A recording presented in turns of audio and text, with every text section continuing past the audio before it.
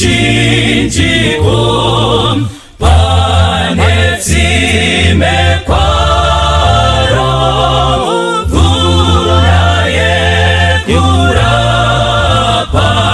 iyo yabva kuna Jesu petso nemchinjiko wenyu ndipo panozorora iwo moyo wangu wese petso nemuchinjiko mutsawandiwana apondajekeserwa kupenya kwa Jesu petso nemchinjiko wenyu ndipo panozorora moyo wangu wese petso nemuchinjiko ndomuona Jesu ndibatsire kufamba mumabvute awo petso nemchinjiko wenyu ndipo panozorora moyo wangu wese petso nemuchinjiko ndorinda ndoimba yakandizosvika iyo kwerwizi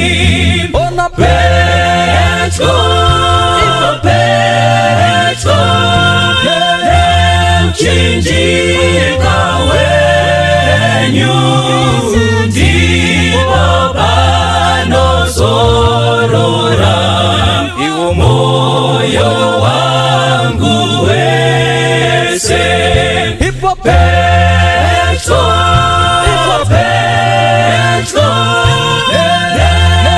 nemchinjiko wenyu ndipo panozorora moyo wangu wese ndipo panozorora moyo wangu wese ndipo panozorora moyo wangu wese.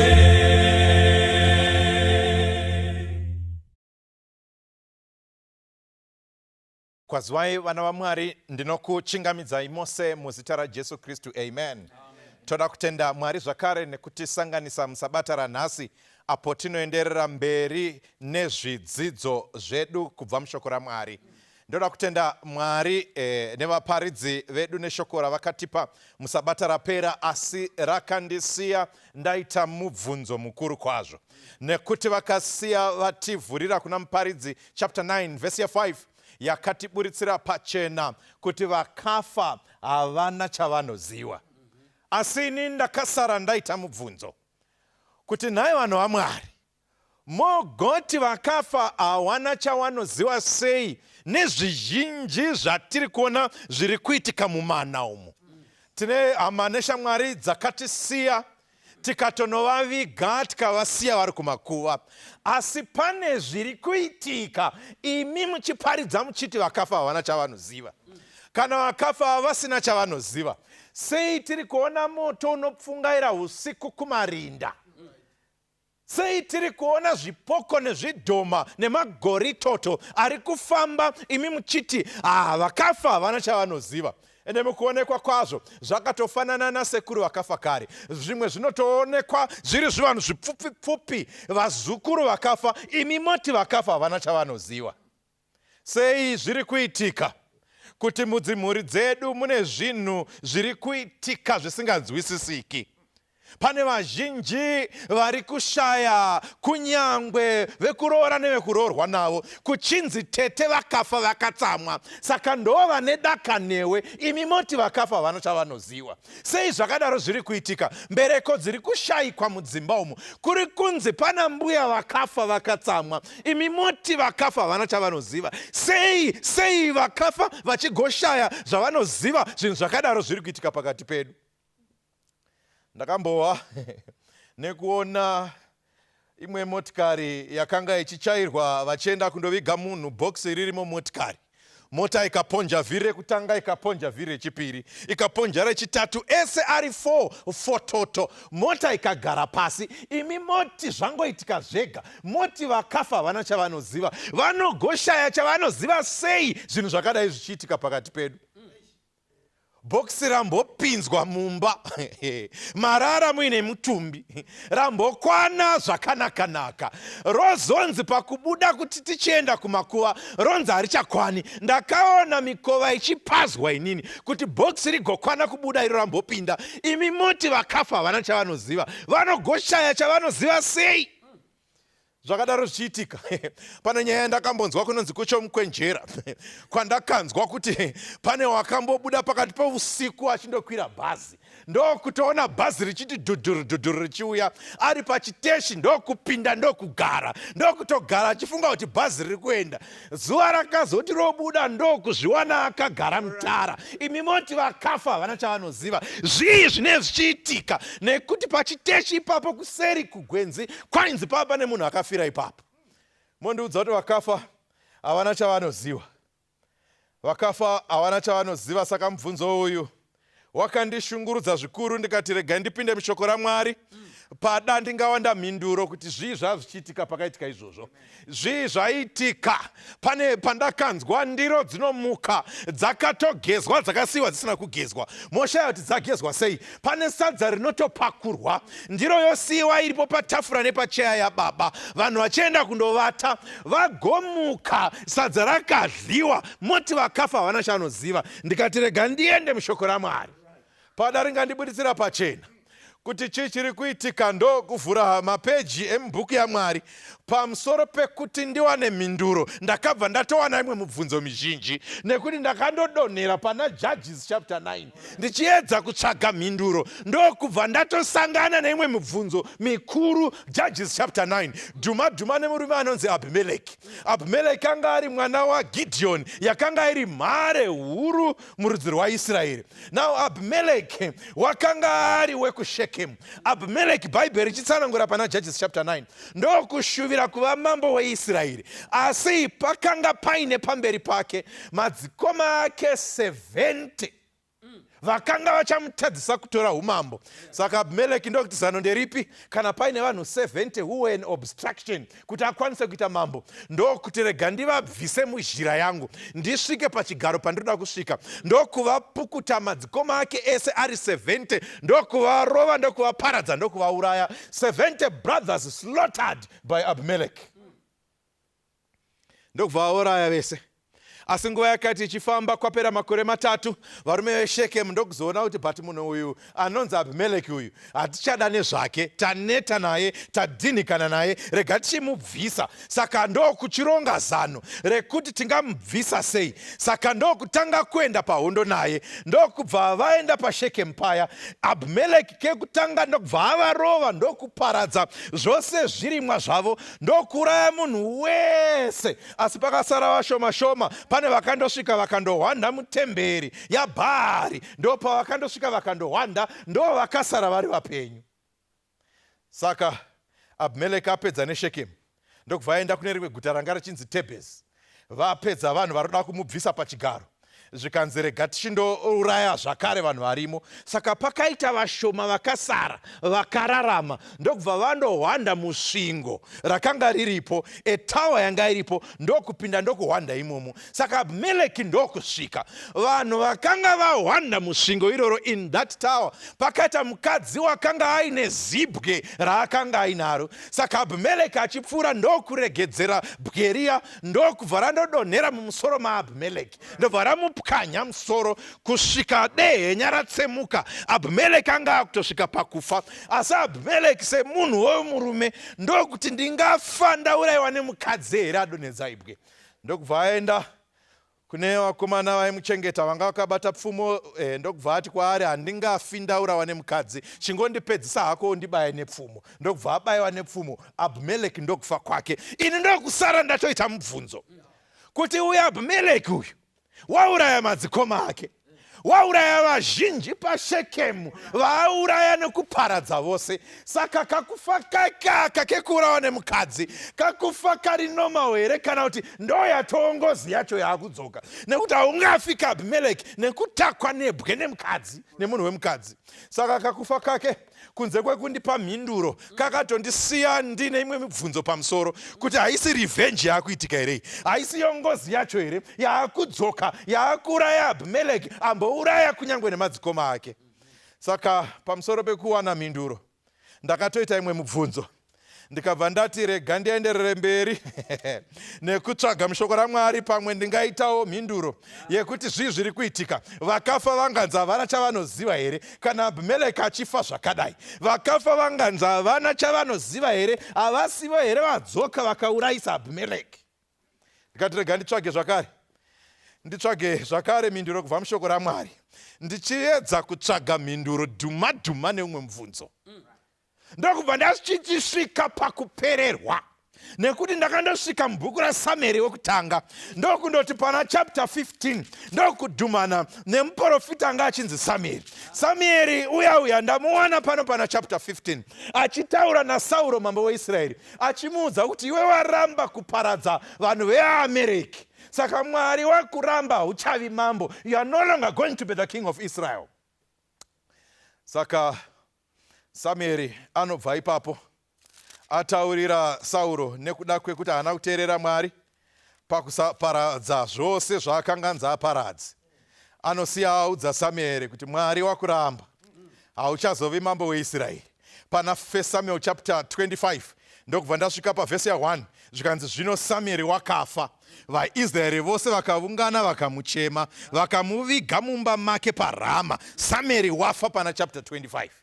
Ndikati chirega ndironde kuti nyaya iri kuendepi yaSamueri, nekuti pano pana chapter 25 taona Samueri wafa. Chapter 15 Samueri achiri mupenyu wataura naSauro. Chapter 25 Samueri wafa. Chii chiri kuitika? Ndirimo mubhuku raSamueri wekutanga chapter iyoyo ndapfuura 26-27 ndokundosvika pavhesi ya28.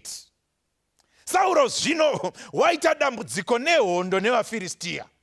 Panguva iyi n'anga dzose nemasvikiro ose akanga aparadzwa, asi Sauro arida kuziva kuti Mwari anoti chinyi pahondo nevaFiristia.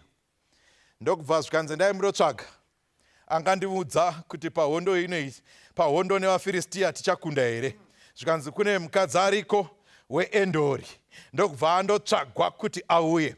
Saka mukadzi uya aisvikirwa, ndokubva asvika n'anga iya, ndokubva yauya pamberi paSauro, but aitotya nekuti masvikiro ose n'anga dzose dzakanga dzaparadzwa. Saka mukadzi paakauya, wakauya achidotya kuti ndingaitwe sei. Ndiri kutsvaga mhinduro yekuti vakafa havana chavanoziva. Saka ndokubva mukadzi asvika. Mukadzi achisvika ndokubva audzwa nyaya naSauro kuti ari kutsvaga munhu angamuunzira Samueri kuti adzoke, nekuti Sauro aiziva kuti Samueri aitaura naMwari. Saka pari kudiwa Samueri kuti ataure kuti kuvaFiristia uku tinokunda here. Saka mukadzi uya ndokubva atanga rake basa reun'anga nekusvikirwa. Ndokubva atanga kuoneswa zvaakaoneswa. Ndokubva aoneswa Samueri achiuya, zvikanzi achiuya anga akafanana nechipoko negoritoto. He was appearing like a ghost. Saka Samueri ndobva aonekwa achiuya. Rangarirai Samueri afa kudhara muna chapter 25 tiri pana chapter 28. Saka Samuel ari kuonekwa uyu munhu akafa. Saka ndiri kuita mubvunzo kuti chii chiri kuitika? Haasi Mashura here ari kuitika? Naubatai musoro wenyaya muzuva ranhasi uri kuti Zvaari Mashura. Haasi Mashura here akuitika pano, kuti Samueri muprofita waMwari wakudzoswa nen'anga. Samueri uya ndobva auya achisvika ndokubva atanga kuchitaurirana pano naSauro, ndokutanga kuita hurukuro. Saka Sauro ari kuita hurukuro naSamueri. Samueri akafa kare. Haaziwo here anonzi Mashura akadaya. Ko vakafa vanagonza vana chavanoziva sei? Samueri zvataa kumuona achidzoswa pano nesvikiro iri, ari kudzoswa pano nen'anga iyi. Chii chiri kuitika? Haazi Mashura here aya, ndokanonzi Mashura akadai. Saka vanoita hurukuro. Pandinosvika pakupererwa pari kuita hurukuro yaSauro naSamueri, Samueri anobva adzokorera mashoko akataura pana chapter 15 paanoudza Sauro kuti Mwari akuramba samambo. Ndoda kuti mueneni pana Samueri papapo chapter 28 pavhesi ya 15 kusvika pavhesi ya 18 unzwe mashoko anotaurwa naSamueri. Zvikanzi panapa nokuti hauna kuteerera inzwi raJehovha, hauna kuitira vaAmereki nekutsamwa kwake kukuru, naizvozvo Jehovha wakakuitira chinhu ichi nhasi. Zvino Jehovha uchaisa vaIsraeri pamwe chete newe mumaoko avaFiristia. Mangwana iwe nevanakomana vako muchava neni. Jehovha uchaisa hondo yavaFiristia mumaoko avaFiristia. Samueri ndokudzokorera mashoko kuti wakaramba kuparadza vaAmereki zvaakambotaura nemo ari mupenyu. Samueri akudzoka afa kuzotaura. Haazi Mashura here aya, zvaariwo Mashura ari kuitika. Chii chiri kuitika? Vafundisi makanditi vakafa havana chavanoziva. Samueri wadzoka ari kuita hurukuro naSauro. Ko vakafa vanoshaya zvavanoziva sei Mashura akadai ari kuitika? Asi kuti tipindure mubvunzo uyu zvakakosha kuti titange tanzwisisa chinhu ichi. Hierarchy yekusikwa yakamera yakadai. Kuna Mwari, kwaita Mwari kune ngirosi. Nokuti mukarava Bhaibheri renyu zvakanaka ndimapisarema chapter 8 inoti iye zvamakamuita muduku wengirosi. Saka pasi pengirosi ndo pane munhu. Asi kana uchidzidza tati Mwari, ngirosi, munhu, ukatarisa vaviri avava havanzi natural, vanonzi supernatural. Saka kureva kuti munhu ndo natural, but pane kavara kari kumberi kanoti supernatural. Saka havashamiswi nokuita kana kuona kana kukonzeresa zvinoita kuti natural ishamiswe nazvo. Saka zvisingashamisi ngirosi kukuudza nhamba dzako dzechitupa, nokuti vanotoziva zvakanyanya nezvako, iwe unotoshamiswa nokuti iwe uri natural. But rega nditowedzera mubvunzo, nokuti imi marabanura nyaya yaAbimeleki mwanakomana waGideon auraya vakoma vake kuti iye apinde pachigaro chekutonga. Now mukatozopedzisa vhesi pana Vatongi chapter 9 verse ya 56 na 57 inoti saizvozvo Mwari akatsiva zvakashata zvaAbimereki zvaakaitira baba vake, zvaakauraya vana vababa vake vana 90 nezvakashata zvose zvavarume veShekemu zvakatsiwa naMwari kwavari. Now Mwari ndiMwari anotsiva here? Maisa pachena mukataura nyaya yengozi. Ende titori nevanhu vakaenda vakanodeketera paguva rayanga aurawa vakati muka urwe. But imi maisa pachena nokuti muparidzi ati vakafa havana chavanoziva. Asi pakadeketerwa pabwiro zviro kwazvo Mashura akaratidzwa. Takazongoona ouya ega akati ndini ndakauraya, ndikatora chii chachaitika. Ngatifunde tipinde muBhaibheri. Nekuti Genesis inoti Mwari aumba munhu neguruva revhu akafemera mweya weupenyu. Saka munhu haasi wemunhu, munhu ndewaMwari. Saka ukauraya munhu wapara mhaka, asi mhaka yawapara watadzira muridzi wemunhu anova Mwari. But Mwari ndi supernatural, haasi natural. Saka kana wapara mhaka, mhaka inoramba ichichema nekunongedzera. Saka Bhaibheri richiti kana imi mukasaripira vanokushandirai mari yavo, misodzi yavo iri kuchema pamberi paMwari. Hakusi kuti misodzi yaenda kuna Mwari ndokutanga kuchema. Zviri kutaurwa ndezvekuti kune mhaka iri kupupura kuti pane ane mhosva. Saka tiri kuti kudii? Now mukafunda Bhaibheri renyu zvakanaka ndi Isaiah 59. Kune zvinhu zviviri zvinokonzeresa kuti mapipi aya nemashura aya aonekwe. Now chekutanga tikamhanya pana Isaiah 59 verse ya 1 na 2 inoti, tarirai, ruoko rwaJehovha harina kupfupikiswa kuti rukonewe kuponesa, nzeve yake haina kuremerwa kuti ikonewe kunzwa, asi zvakaipa zvenyu zvakakuparadzanisai naMwari wenyu, zvivi zvenyu zvakakuvanzirai chiso chake kuti arege kunzwa, nokuti maoko enyu akasvibiswa neropa. Saka kana maoko aine ropa, Mwari anoviga chiso chake, Mwari anosuduruka kwauri. Kana uchida kufunda uya neni kubhuku raJobho, panoitwa nhaurirano pakati pewakaipa naMwari.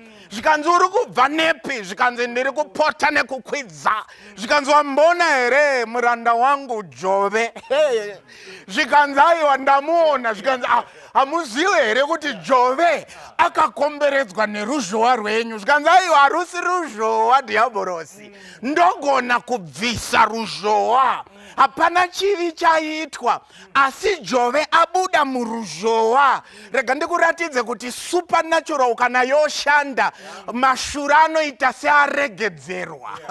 Nekuti vakomana vanotanga kuuya neripoti, zvikanzi tiri kumakwai, pauya asati apedza umwe ndokupinda, zvikanzi mangamera asati apedza umwe ndokupinda, zvikanzi mombe asati apedza umwe ndokupinda, zvikanzi vana kusvika Jobho anoti mirai, taurai 1:1. Kana supernatural yakukonzeresa, munhu ndiye anopererwa nemashoko oti mashura. Asi kusupernatural hasi mashura, vakungoita basa ravo. But chinondinakidza, vanototanga vapiwa permission naMwari.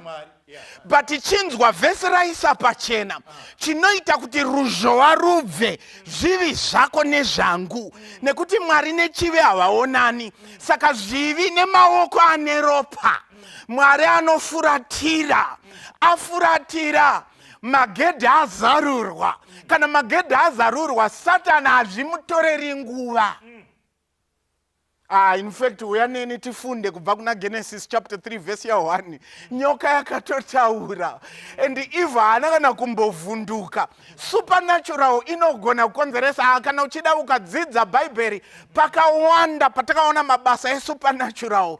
Asi mira ndingokufundira pana Genesis chapter 3.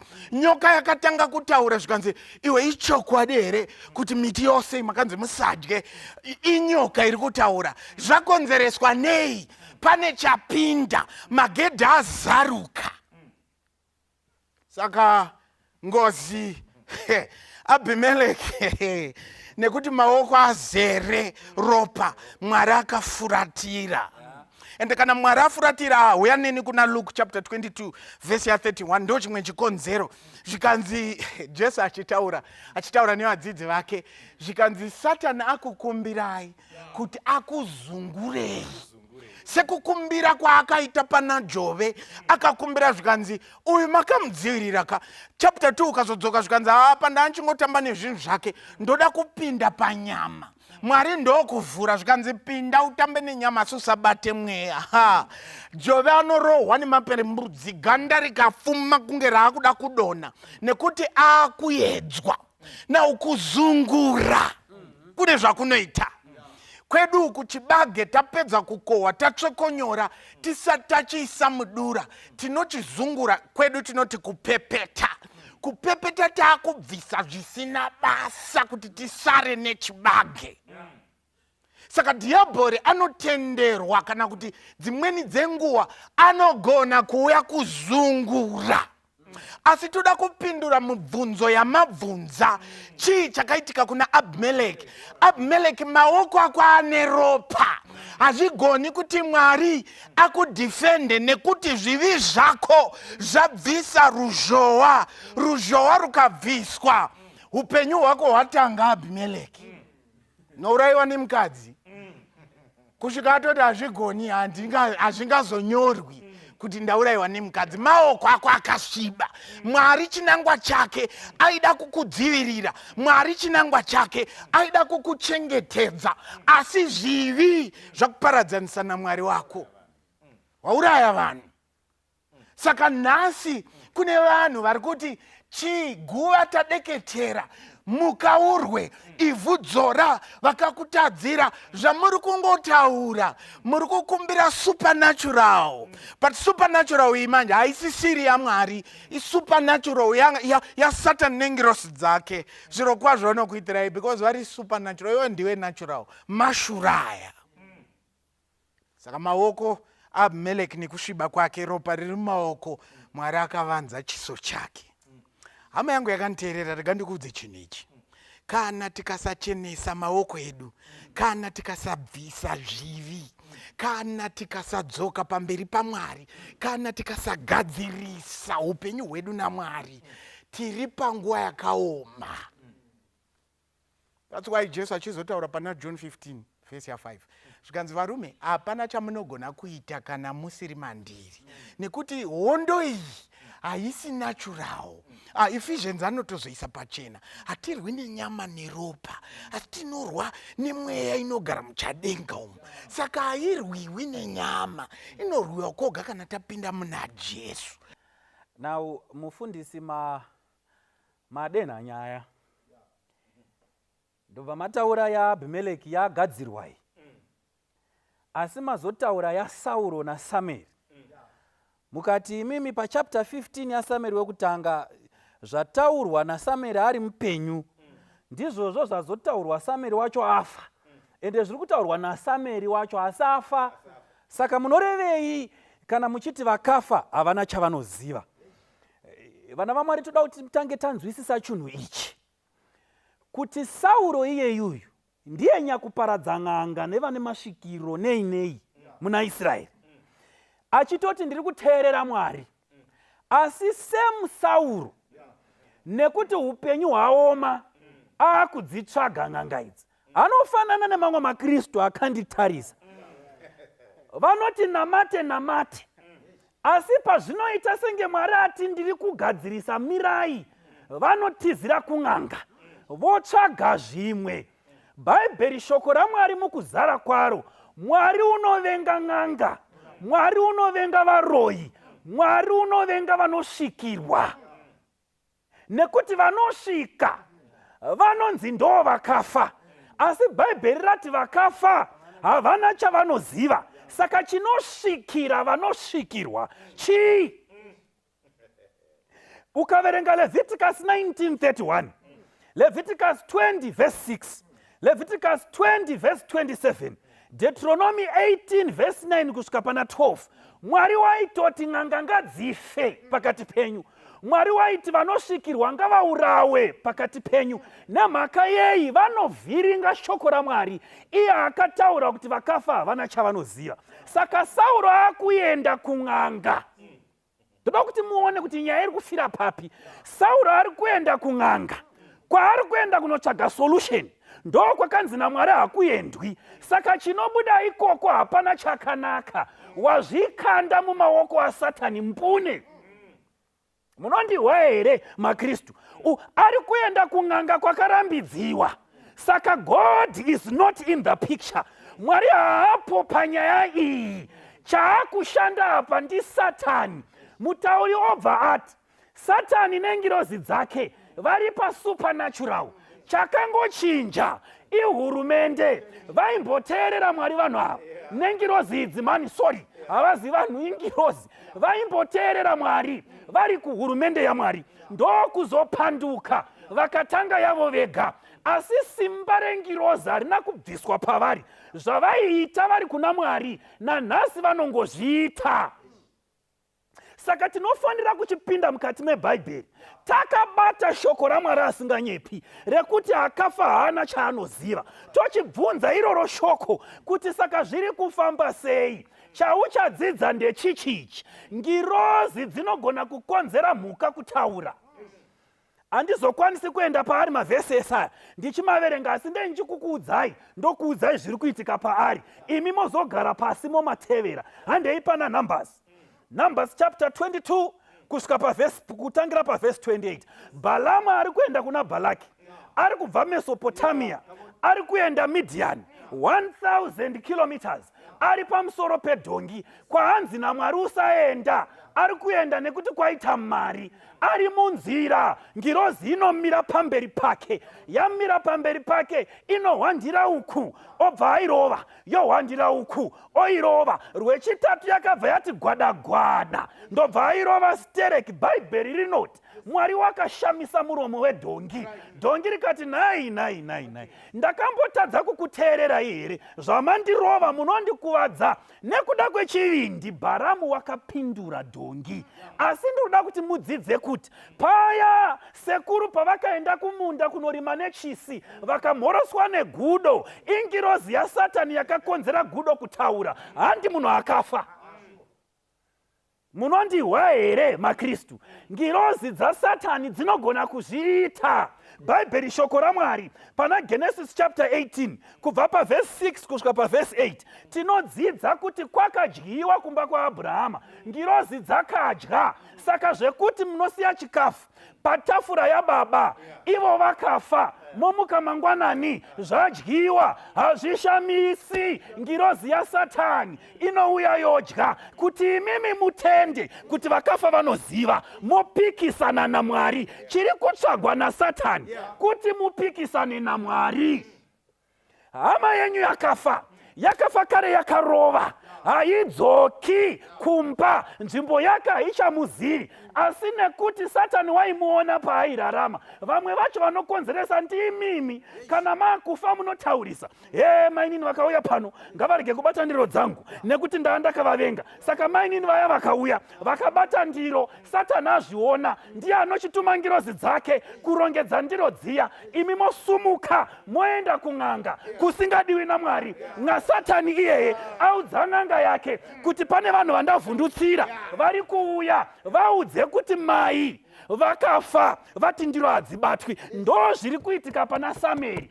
Ingirozi yaSatani yaonekwa naSauro nekuti ari kumasvikiro, inoziva mashoko akataurwa naSamueri ari mupenyu.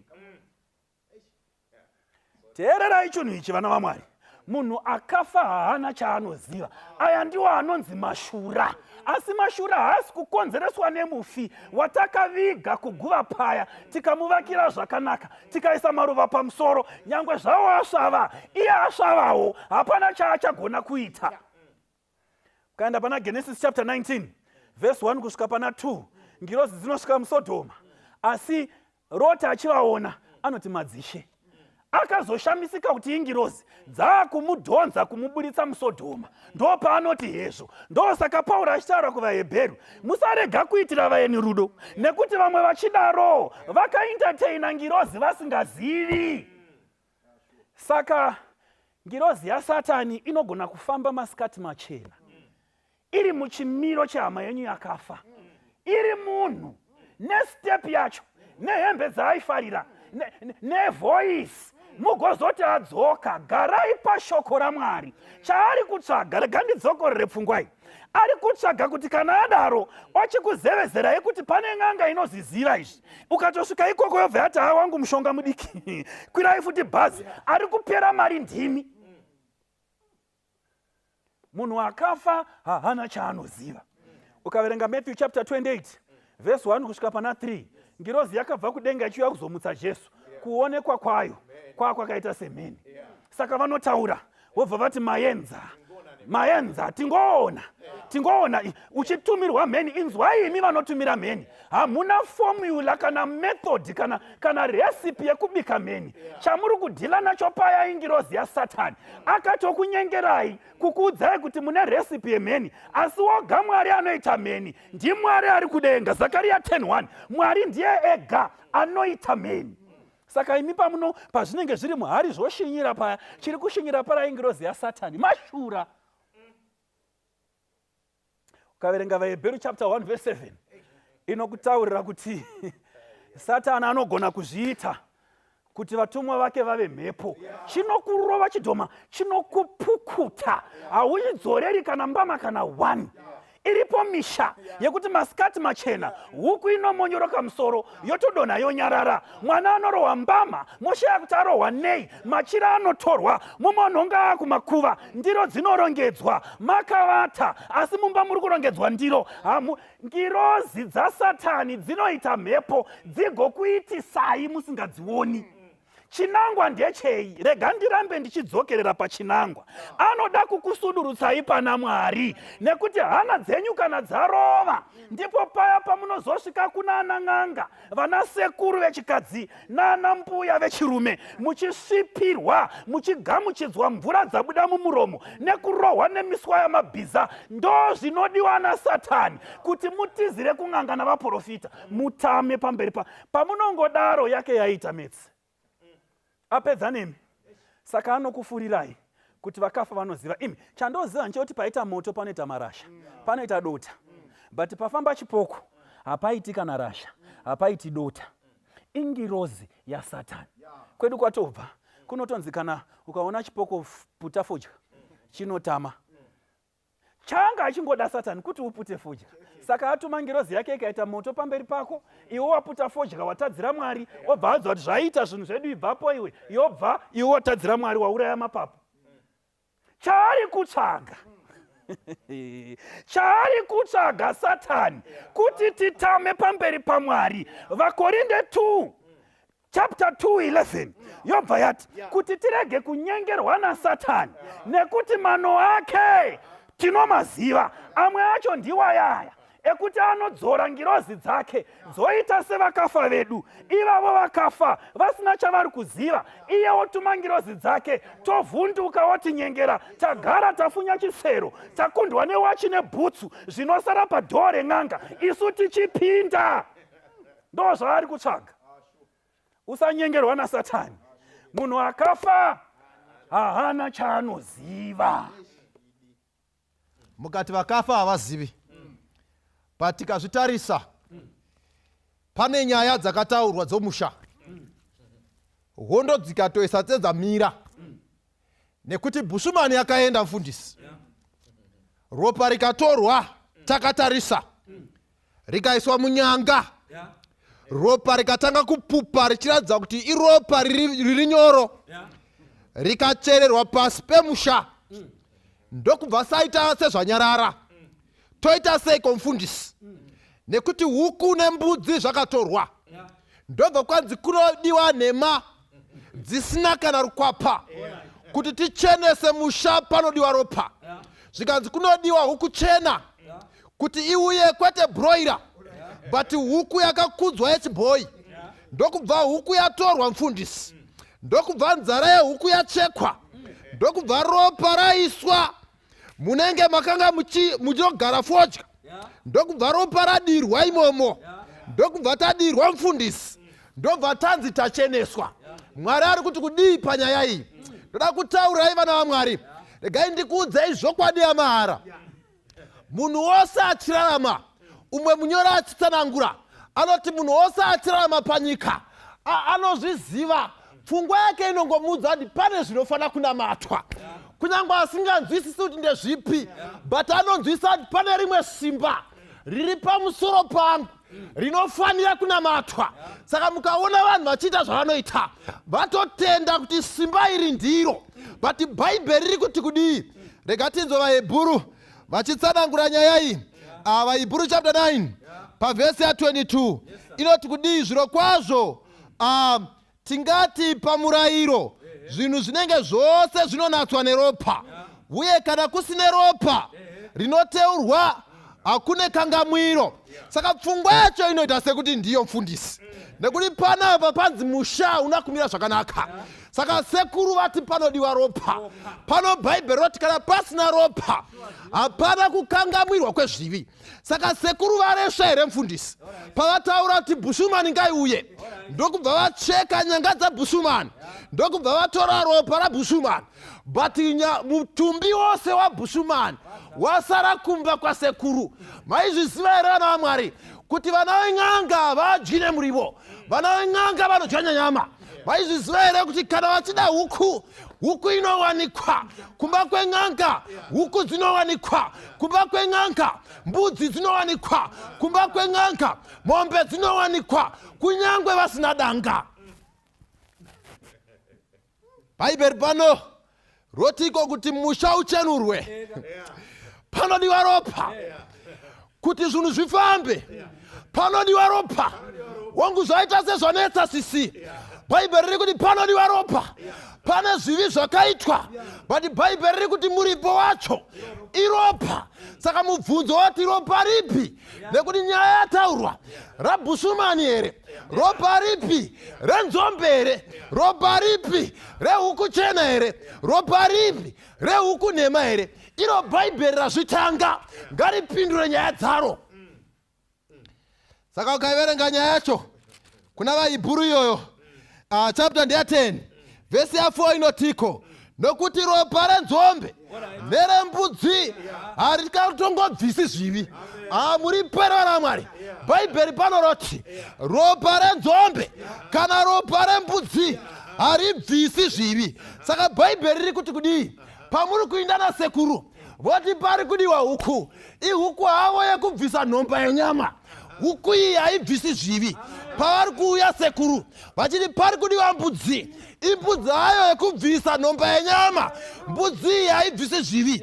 Pavari kuuya sekuru vachiti pane mombe yemusha inofanira kuurawa, ropa raro richenure musha, inhomba hayo yenyama, ropa iri haribvisi zvivi, haribvisi. Saka iropa ripi? Iropa ripi? Bhaibheri ndo razvitanga, rinofanira kupedza nyaya yaro.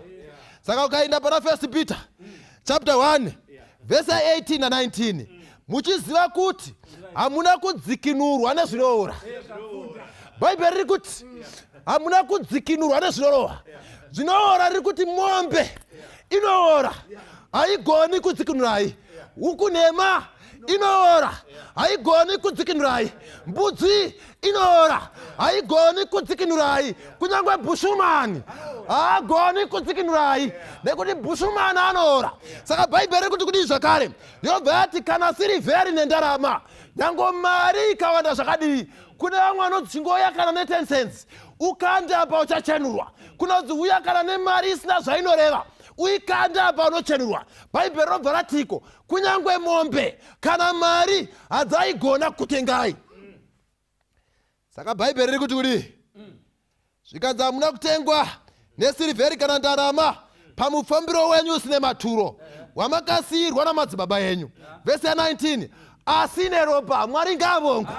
Pane ropa richipo rakatenga munhu. Zvikanzi ropa racho nderani? Hamuna kutengwa nezvinoora, asi makatengwa neropa raKristu. Pane ropa sisi vangu, pane ropa tete, pane ropa sekuru, pane ropa ambuya, pane ropa rakaerera pamuchinjikwa. Jesu akati kuti ndirambe ndiri kwaona Mwari haisi robhari, rega ndisiyana nayo ndidzike panyika, nekuti pane anofanira kudzikinurwa. Saka for 33 years mukomana airarama ari panyika, wakapfeka umunhu achidzidziswa kutaura. Saka mai vake vaitomudzidzisa uya kunonhana, divinity ichidzidziswa kutaura nehumanity. Jesu akati hazvina ndava, pane munhu anofanira kuponeswa.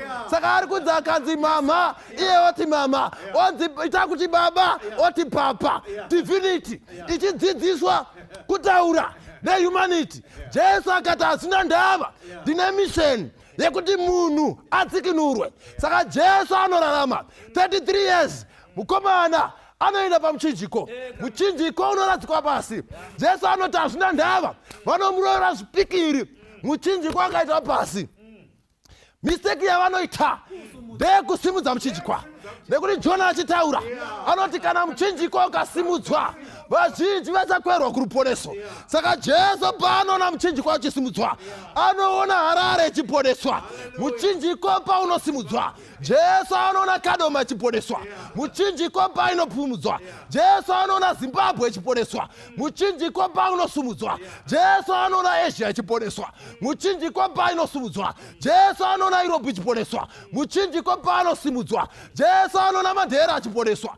Muchinjiko uchisimudzwa Jesu anoona Mashona achiponeswa. Muchinjiko uchisimudzwa Jesu anoona Makaranga achiponeswa. Muchinjiko uchisimudzwa Jesu anoona Matonga achiponeswa. Muchinjiko uchisimudzwa Jesu anoona Machina achiponeswa. Muchinjiko uchisimudzwa Jesu anoona Maindia achiponeswa. Muchinjiko uchisimudzwa Jesu anoona mhuri dzichiponeswa. Saka ropa rinobvinza pamuchinjikwa. Jesu anoti hazvina ndava, bhaibheri robva ratiko hamuna kutengwa nezvinoora. Denga parinotarisa richionai muchida kucheneswa nembudzi muri kudherera muchinjikwa. Denga parinotarisa richiona muchitora huku muchitoda kucheneswa nehuku muri kudherera basa rakaitwa pamuchinjikwa. Denga parinotarisa richiona muchitora ropa remombe muchiti tinocheneswa nemombe muri kudherera basa rakaitwa pamuchinjiko. Jesu akafa kuti munhu ave neupenyu. Ngandikuudza hama yangu, chengeta mombe mudanga, chengeta mbudzi muzvirugu, chengeta huku muzvirugu. N'anga dzavakadya dzakakwana. Nhasi ndainzwisisa nyaya iyi.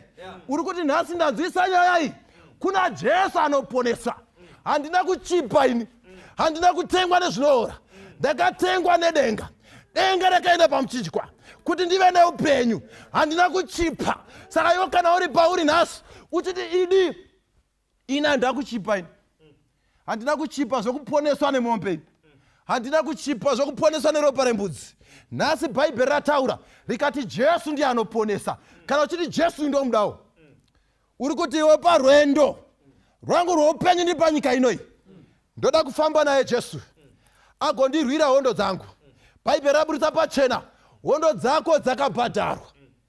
Zvisinei nezvawakaita, chiri kungotsvakwa naJesu kuti uye kwaari uve neupenyu. Kana wakadaro toda kuti tive nenguva yekunamata. But ukazodzidza mamwe mavhesi achakutsanangurira kuti kutanga kufamba naJesu kubhabhatidzwa. Saka iwe kana uripo uri kuti ndoda kubhabhatidzwa ndifambe naJesu, kubhabhatidzwa kunyudzwa mukamwe chete mumvura nekubuda, zvichiparidza kufa nekumuka kwaJesu, zvichiparidzawo kufa kwako muzvivi nekumuka kuupenyu usingaperi naJesu. Kana uripo akadaro ukatarisa pane nhamba dziri kufamba, iwe chingotyaira nhamba idzi, idi vachakuudza zvokuita. Asi kana uripo uri kuti ndinodawo special prayer, idi nhamba dziripo, unongofonera nhamba dziri kufamba togova nenguva yekunamata newe. Uri kuti ndoda kuziva zvakanyanya nezvazvo izvi, nekuti idi mombe dzakatoenda, idi mbudzi dzakaenda, but ndanzwisa nyaya iyi, I need a special prayer. Kana uripo akadaro uri pauri uchava nenguva yekukotamisa uso hwako, tova nenguva yekunamata, apo mufundisi vachatinamatira. Ngatinamatei kuna Mwari vari kumusoro kudenga. Tinouya pamberi pechigaro chenyu chemutsa nengoni dzinogara nokusingaperi. Amen. Apambadza pfuma yatanga tashingairira kushandira nemhaka yokuti tanga tavhundutsirwa newakaipa. Sure. Akatitorera zvishandwa, mhuri dzikasara dzamunzara, vamwe tikasara tisina chinhu. Asi nhasi soko renyu ratiisira pachena. Mune kusunungurwa musoko renyu. Soko renyu ratibaya kumoyo. Tange takutya. Vamwe takasungirira zvinosungirirwa muzviuno, vamwe takasungirira zvinosungirirwa muhuro, vamwe takasungirira zvinosungirirwa mumaoko, mhaka iri yokuti taitya. Asi nhasi soko renyu ratiisira pachena. Mune kusunungurwa muna Kristu, nokuti ropa rake rakatisunungura, rikatisamba nhasi uno tinokwanisa kumira pamberi pechigaro nekusatya, nokuti nhasi taziva. Mwari, chitisununguraiwo tisatye vakafa zviro kwazvo havana chavanoziya. Asi imi Mwari mukatitungamirira, mukagara mumwoyo yedu, mukagara muchatifambisa munzira dzokururama. Kwatiri ikoko takasimudza maoko, Mwari tinodawo kufamba nemi. Tisunungureiwo. Vamwe tatoita sarudzo, tinoda kubhabhatidzwa. Chengeteiwo sarudzo iyi Mwari, nokuti imi kana mambokonzeresa kuti tide, munogona kutipa simba rokuti tiite. Nyasha dzenyu nerudo rwenyu zvigare pamusoro pedu. Kubva nhasi hatichazotyi vakafa futi. Kubva nhasi hatichavhundutsirwi nevakaipa. Kubva nhasi kana tazungurwa, kana toedzwa, tirambe takabatira nokutarisa kwamuri, nokuti pamuchinjiko pane upenyu. Jesu anoti nditarise, pasi nepfuma ndezvenhando, pamberi apo tichaona zvakanaka. Tofara nokuti tanamata, kwete nemuzita remunhu, asi muzita roga ratakapiwa pasi pedenga, kuti kana tikadana naro tigoponeswa. Zita riri raJesu. Anotenda wose ngati amen. Amen. Pamchinjiko wakatifira, akatichenura zvitema, ropa rake rakawerera, biri kunaye, biri kunaye, biri kunaye, ropa rake rakatisamba, biri kunaye, ruponeso runoshamisa, Jesu ari kugara neni, pamchinjiko akanditora, biri kunaye, biri kunaye, biri kunaye, ropa rake rakatisamba, biri kunaye, tsime rinobvisa zvitema, ndinofara navamariri, umo Jesu andichenura, biri kunaye, biri kunaye, biri kunaye, ropa rake rakatisamba, biri kunaye, uya kutsime rakanaka, zviunze kuna muponesi, pinda monasi uperere, biri kunaye, biri kunaye, biri kunaye, ropa rake rakatisamba, biri kunaye, biri kunaye, biri kunaye,